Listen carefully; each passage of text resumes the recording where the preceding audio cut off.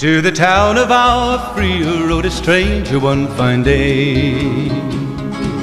Hardly spoke to folks around him, didn't have too much to say. No one dared to ask his business, no one dared to make a slip. The stranger there among them had a big iron on his hip, big iron on his hip. It was early in the morning when he rode into the town. He came riding from the south side, slowly looking all around. He's an outlaw, loose and running, came the whisper from each lip, and he's here to do some business with a big iron on his hip, big iron on his hip. In this town there lived an outlaw by the name of Texas Red. Many men had tried to take him, and that many men were dead.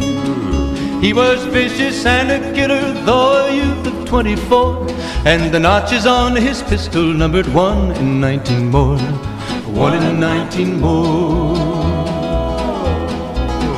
Now the stranger started talking, made it plain to folks around. Was an Arizona Ranger, wouldn't be too long in town. He came here to take an outlaw back alive or maybe dead, and he said it didn't matter, he was after Texas Red, after Texas Red. Wasn't long before the story was relayed to Texas Red. But the outlaw didn't worry, men that tried before were dead. 20 men had tried to take him, 20 men had made a slip.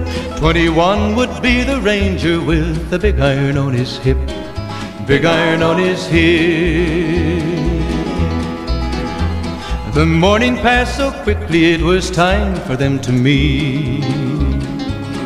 It was 20 past 11 when they walked out in the street. Folks were watching from the windows, everybody held their breath. They knew this handsome Ranger was about to meet his death, about to meet his death. There was 40 feet between them when they stopped to make their